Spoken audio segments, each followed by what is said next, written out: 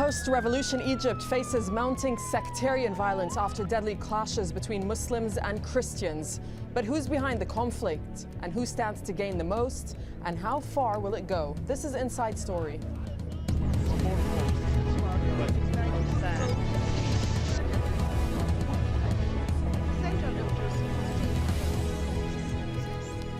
Welcome to Inside Story. I'm Dareen Abughaida. Well, they spent 18 days united in Tahrir Square in what has become known as the Egyptian Revolution. But barely 3 months later, and there appears to be divisions. Violence rocked Cairo this weekend. That's as Coptic Christians and Muslims violently clashed. At least 12 people were killed and hundreds more injured. Rabab El-Mahdi has more. Persistent and defiant, Christians continuing their sit-in outside the state TV building. Their numbers are not large, but they've managed to block the street and cut off traffic. The message from these young men is clear. The country's top military general must go. Justice must be delivered. And in the working-class neighborhood of Mbaba, where Sunday's sectarian violence first began, a heightened alert. The area sealed off, almost like military barracks. Tough security measures to prevent scenes like these from repeating. This is what happened when the Christian march walked through central Cairo on Sunday, the very grounds that saw Egyptians united in their fight against Mubarak, witnessing bitter division. The renewed sectarian tension, like many similar recent episodes, was triggered by rumors of yet another interfaith relationship between a Christian woman and a Muslim man. While some blamed hardline Muslims who were becoming more vocal recently, others have said this is symptomatic of a bigger issue: rampant lawlessness in the country following the revolution. The only solution is to have an iron fist. If perpetrators of the previous attacks that happened recently were arrested, this wouldn't have happened. But there is no deterrence. There's no leadership. The armed forces aren't doing anything. For months now, the Coptic community has become accustomed to these scenes. "He was just defending his church," screamed this woman. Muslims injured in the clashes too say they still can't make sense of what happened. What's my fault? I was leaving work late at night and suddenly was shot in the foot. Why? I don't understand. Investigations and arrests have followed, the post-Mubarak government trying to shake off the perception of its security forces being soft.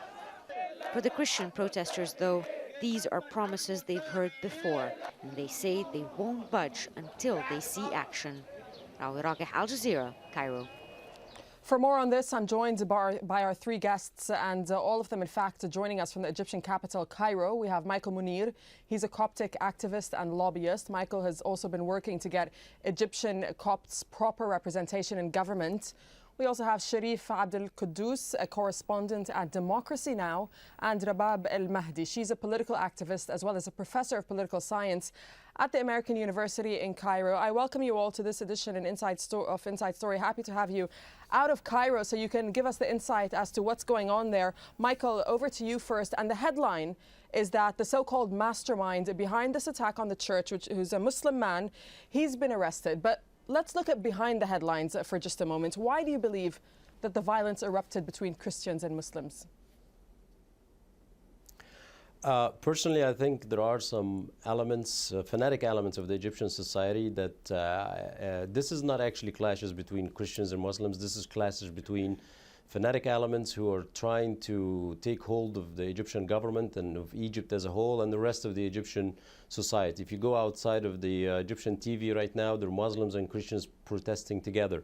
What's happening is this group of people started by testing the water, seeing how weak or how strong the military council is.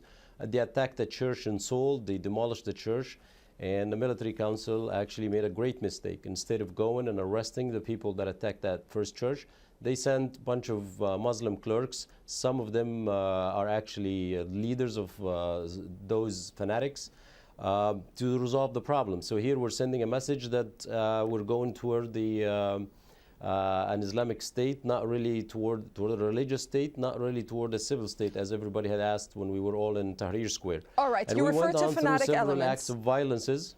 You refer to fanatic elements. Let's just be clear. Who are you talking about here? Well, right now it's the Salafi movement. We're part of the Salafi movement because I've been told that most Egyptians can consider themselves Salafis. But those groups that are in the past had controlled some mosques, have had some dealing with the SSI, the Egyptian Security Services, and they've agreed on to work under the society for all the past 30 years. And all of a sudden now they have loud voices. They're taking mosques by force. They're running, their clerks are going on national TV and being treated like heroes. They're standing in the middle of the streets and calling to attack churches, and they surrounded the Coptic papal residency a week ago. All this, they attacked a village in Abu Qurqas. They cut the train line and they were holding the Saudi flag, a foreign flag on the soil, on Egyptian soil. All this with the military council appeasing them. They cut the ear of one Egyptian Coptic man in Kina about a month and a half, and instead of the military council arresting the people that cut his ear, they went there and conducted a peace deal. So what's happening is the rule of law is giving hold to tribal negotiations, and Egypt has never been ruled this way, and it's being let go to the fanatics. And those fanatics, those who want to start an Islamic state in Egypt, those who want to have a Khalifa and a ruler and emirates, and this whole thing is completely refused. Now they're all going on channels like Al Jazeera, unfortunately, and acted like spokesmen for all Egyptian Muslims, and I know they're not. All right, okay, that's your point of view. Thank you very much for that. Rabab, over to you. Do you agree with Michael's assessment there? I agree with parts of it, but not everything. I don't think that the problem is only parts of the Salafi movement. I think parts of the Islamic fanatics is a symptom of deeper problems. Those problems entail heightened poverty, which comes with all forms of intolerance and sectarianism being displayed when it comes to religious issues, but also when it comes to even football matches. I'm also concerned about the fact that it's not only about a religious strife not being solved properly, but it's also about the role of the NDP and the role of the state security elements who are still very much present in Egypt and conducting those, or at least inciting those kinds of strifes every now and then. That's an argument that's been put forward. Sharif, do you think that is the case, that people tied to the former regime, former President Hosni Mubarak's regime, had any hand in inciting this violence? Well, I think it's certainly possible. I think it's important first to see if there's any evidence that clearly points to that. What we do know is that for many years, the regime of Hosni Mubarak has fomented these sectarian divisions, which has helped lead to this sectarian violence that we're seeing today. And we do know that from some of the state security investigations documents that were retrieved when protesters stormed the headquarters in Cairo and other parts of Egypt, that pointed to involvement of the Interior Ministry in the New Year's Eve church bombing. So these sectarian divisions were played upon by the Mubarak regime in order to foment divisions between people and kind of go by the divide and conquer rule of law. Michael, is it surprising to you that this is happening? Because just a few months ago, during the revolution, people stood united no matter what religion they were. It's very surprising. I think we had reached a pinnacle with the church bombing. All Muslims and Christians came together. With the fall of the regime, we're all at Tahrir. We were so united, and you couldn't tell the difference between a Muslim brotherhood or a regular Muslim or a Copt or a Coptic activist. All different forms of Egyptian society came together, and everybody was in peace and harmony, and the churches were not touched for all the revolution period. I do agree that members of the SSI are working, the defunct SSI, and those who did not leave the country and did not go back to work, they're probably working and orchestrating something sort of what happened in Iraq.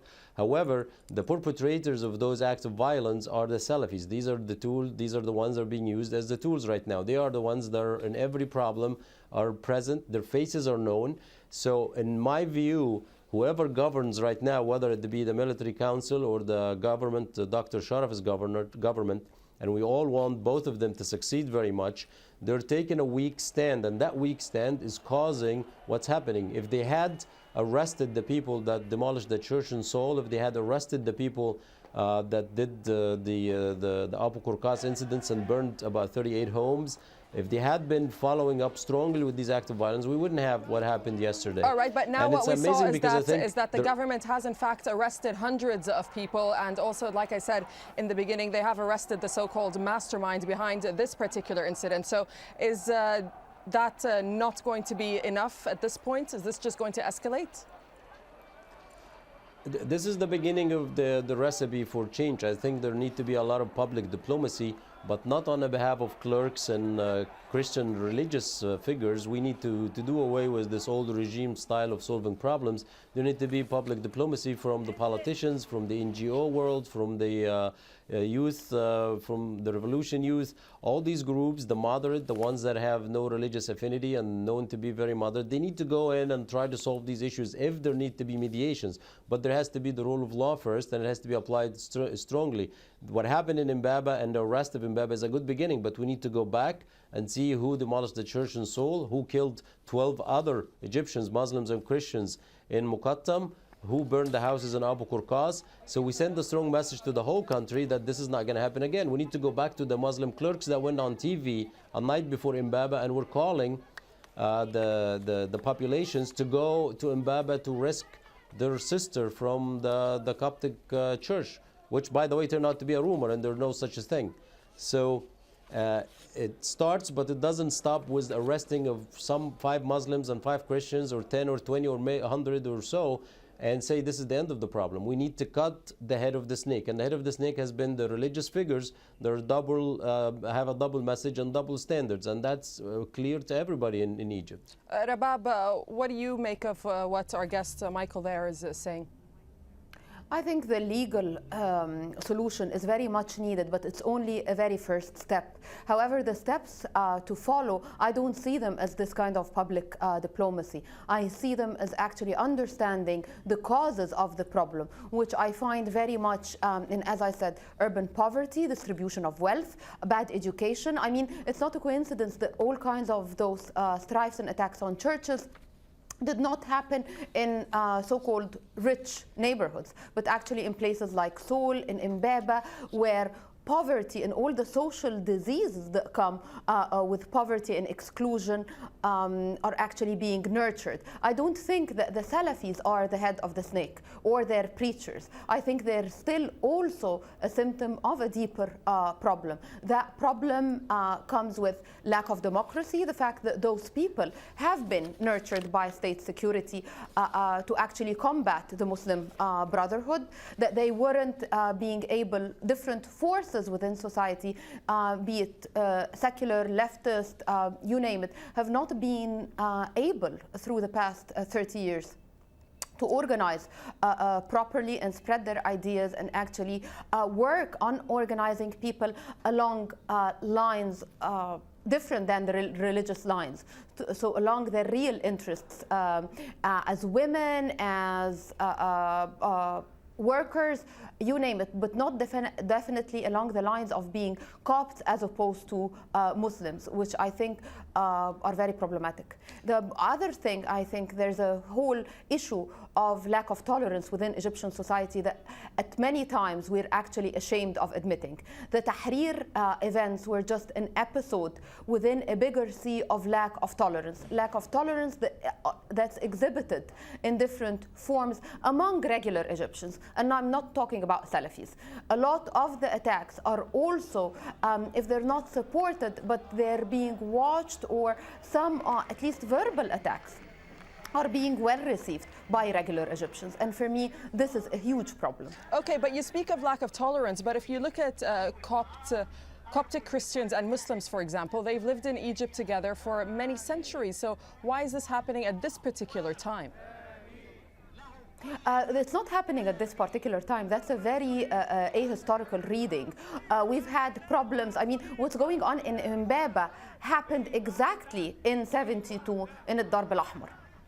We've also talking about episodes of history. We talk about 1919 revolution in Egypt, for example, as the epitome of tolerance between Muslims and Christians. And what people tend to forget is that 1919 came actually as a moment of tolerance after huge strife between Copts and Muslims. Whenever you have socioeconomic problems, whenever you have political problems, in Egypt, the weakest point that shows those problems or displays those problems is the issue of religion. Okay, Sharif, let me just put to you what the Justice Minister in Egypt said, and he said that Egypt has become a nation in danger, and I quote, "Do you believe that to be the case?" Well, I think this certainly is a very troubling incident that happened on Saturday. We know now that Copts in Mbaba are forming militias to protect their neighborhoods. But I think with regards to what the Justice Minister said as well, that's not being talked about as much as I would like, is that he said that they would enforce the law that they would reactivate terrorism laws to deal with sectarian strife, that crimes of thuggery and sectarian incitement would be punishable up to and including the death penalty, that these 190 people that were rounded up in Mbaba on that night, we're not exactly clear who they were, are going through military courts, which are by definition unfair judicial systems, that where a lot of detainees, civilians, do not have access to lawyers and are tried very quickly. And I think that this is not exactly the response that people were hoping for from the government, that strengthening the hand of the security state that was so prevalent under Mubarak is not the answer. The answer is simply not creating new laws or activating terrorism laws, but simply enforcing the current law. I think your lead into this segment was exactly right. This is symptomatic of a greater state of lawlessness in Egypt overall. The army and the police force are not enforcing the law from petty crime up to sectarian strife. And so as opposed to simply clamping down further where these laws could be used to quash legitimate dissent, I think we need to be really careful here and monitor that situation. These 190 people that were rounded up facing military tribunals is a very troubling development. Is this, Sharif, how you saw Egypt to be 3 months or a couple of months after the revolution? Well, I think what we saw in the revolution here in Cairo and Tahrir was the very best of what Egypt could be. We saw Muslims and Christians together protecting each other. I saw a huge leap in gender relations where women spoke, both veiled and unveiled, being free of the constraints of patriarchy and free of sexual harassment, which was a big problem here. So I think that what happened in those 18 days was what we would all fight for now to create in the larger society as a whole. It was the very best in all of us. But I did not expect this level of violence to happen within the 3 months. But of course, this is where the real the difficult time begins, because we were all united. All Egyptians were united in wanting to topple the regime, and now there are many divisions and healthy debates as well over the direction of the country. But I think it remains to be seen what's going to happen in the coming days. But I think all people stand together, as people are just blocks from here. Muslims and Christians are rallying together against these kinds of sectarian violence. Rabab, Sharif there raises some very important points regarding the military, and in fact there are reports that Coptic Christians, they're accusing the military government and the army of being indifferent, especially after this latest church incident. What do you make of that, and is it not the responsibility of the army to protect all Egyptians, no matter what religion they may be at this point? The army is coming out of the womb of the previous regime, and it's using very similar mechanisms and tactics that are equally authoritarian, anti-democratic, and intolerant as the previous regime. We're not seeing anything different except for not shooting the protesters at this point. The problem is, and I totally agree with Sharif, you cannot, this is a revolution that happened to bring about a democratic system. You cannot have a democratic system when you're equally having military tribunals, which we stood against under the Mubarak law. Civilians should be tried in front of civilian laws. The other problem with this, I think, also extends to much more than sectarian strife and thuggery, because by doing this, the military is establishing the precedent and creating a public opinion that's pro-military tribunals and extrajudiciary measures in a way that telling people you don't have a choice. Either you face thugs and sectarian strife, or you choose to side by having those kind of martial laws. And I think this is the wrong choice, and I think it's a forced choice on us by the military. We have enough laws that, if properly implemented, and I repeat, this is only the first step, even by implementing laws and putting people on trial, this is not enough to stop the kind of violence we're seeing. One last thing, I think this is very much normal to see after a revolution. We haven't seen, historically speaking, a revolution that was not followed by certain levels of unrest. And so far, I think we're still on the right path, provided that the military steps out very soon and we have a civilian government.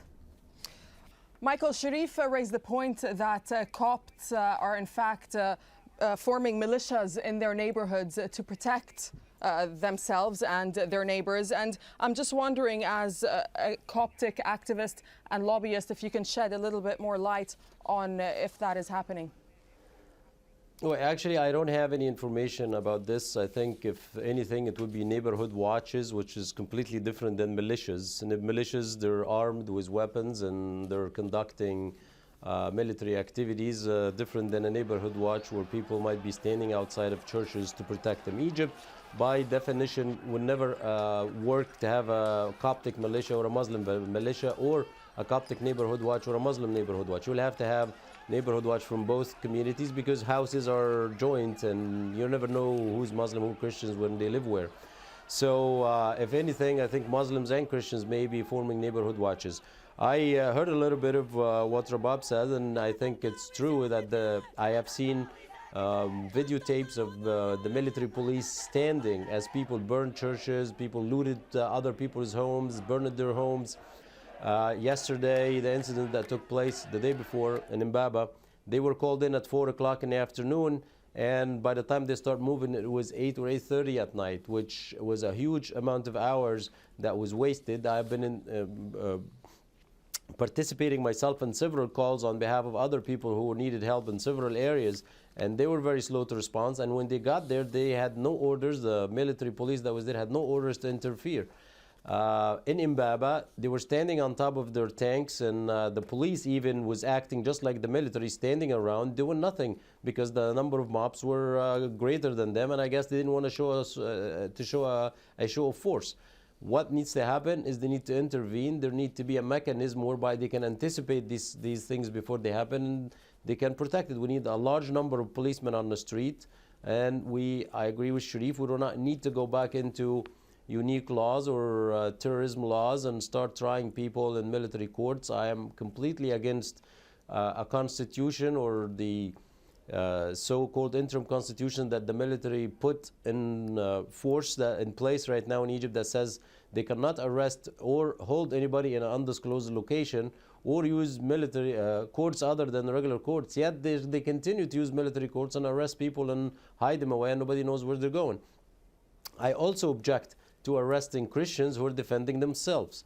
If I am in my place of business, in my cafe, or I'm in my house, or I'm anywhere else in my church, and somebody comes to me to attack me, like what happened with the Muslims clerks, the 4 or 5 clerks that gathered all this number of mobs and went to attack the church and attack the businesses nearby, I will defend myself. Don't come and arrest me because I defended myself. It's the right for every human being to defend themselves when they're attacked. And what's happening, the rest of the Christians in Mbaba is is against every law and nature that we know of. I cannot be sitting in my house, you come and attack me and I defend myself and then you arrest me, all while you're not protecting me. Okay. All right. On that note, we'll have to end it there. But Michael Mounir, Sharif Abdel Kouddous and Rabab El-Mahdi, all out of Cairo, thank you very much for joining us on this edition of Inside Story. And of course, to our viewers, we welcome your comments and your suggestions. You can email them to us at insidestory@aljazeera.net. From me and the team, goodbye for now.